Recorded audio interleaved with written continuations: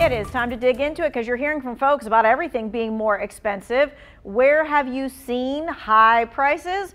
Well, it's definitely not your imagination. The Bureau of Labor Statistics says the Consumer Price Index has risen about 6% in the last year.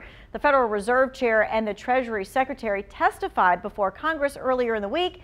They said that the new Omicron variant could keep prices rising longer than expected.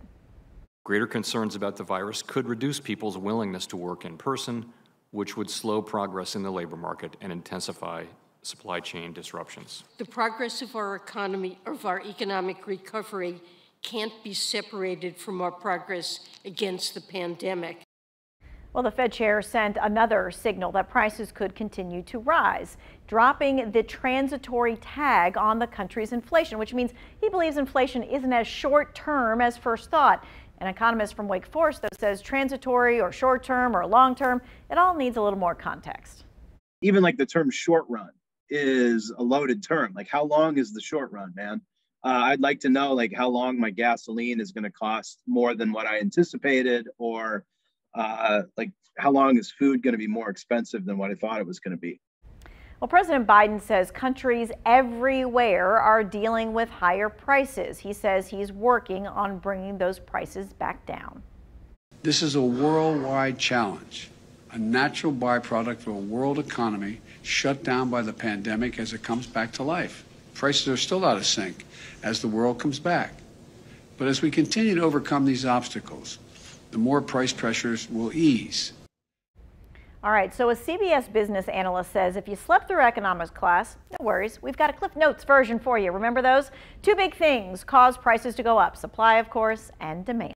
Demand side. Okay, what happened? We have been out of the economy essentially for almost 20 months. And there was a lot of pent-up demand for what we wanted. We used to actually spend a lot of money on services during the pandemic. We switched to goods, stuff, right? You're in your house, you're buying stuff.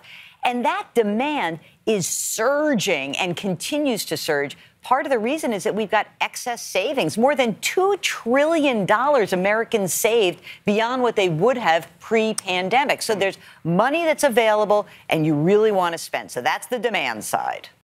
Okay, and along with that, we have supply chain issues. They existed before the pandemic, but COVID made them worse. Countries we relied on for goods had to shut down. That caused huge production delays. And then when economies did start opening back up, they came back at different times. So the supply chain didn't always flow smoothly.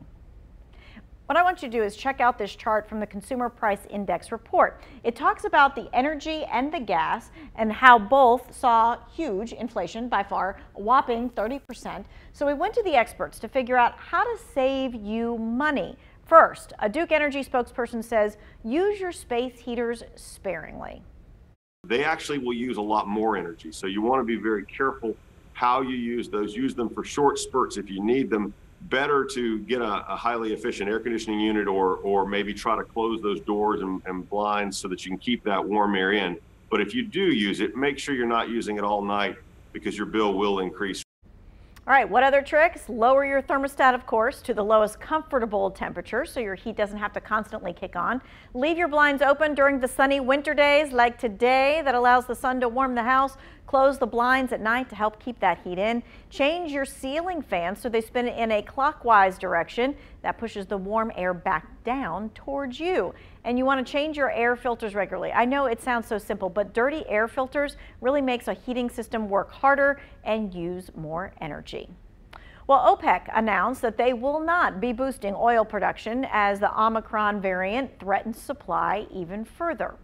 OPEC is, of course, the group of countries like Russia and Saudi Arabia that produces a lot of the world's oil. The group says they don't plan to increase production dramatically.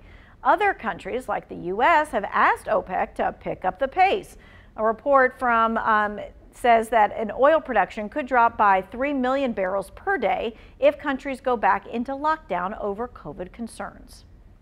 Now, President Joe Biden announced a plan to drive down gas prices and deal with all the supply issues. He's tapping into the country's oil reserves. We want to explain what that means. President Biden released 50 million barrels from the country's oil reserves. Now, that exists when supply runs short during national emergencies like a war or a natural disaster. The president says it won't completely solve the problem, but it should lower your gas prices. And while our combined actions will not solve the problem of high gas prices overnight, it will make a difference. It will take time, but before long, you should see the price of gas drop where you fill up your tank. And in the longer term, we will reduce our reliance on oil as we shift to clean energy. But right now, I will do what needs to be done to reduce the price you pay at the pump. Something we all wanted to hear. Other countries plan to release reserves as well. The United Kingdom, China, Japan, and South Korea will all use reserve oil to lower prices in their countries. Gas Buddy says the move should drop prices again in the short run. The longer-term outlook, though, they say is still less clear. All right, let's talk the money that we spend at the grocery store. Money expert Janae Adams says when you're going up and down these aisles, she says remember 4 key words: stick to the list. I think the biggest issue people are seeing is in the grocery store. Everybody has to eat. And so I think that if people who are going to the grocery store, before you even go ahead and get you a list of what you want to eat for the week. Like, go ahead and get those menus together so you don't go in there and overspend. You see things on the shelves and you're saying to yourself, oh, I would like that. I would like that. And that's how you end up overspending. Yep, she walks the walk. Her family gave up bacon until the prices go down. Adams say people tend to overspend this time of year. They want to buy nice gifts for family and friends, but she says you just need to let go of that pressure.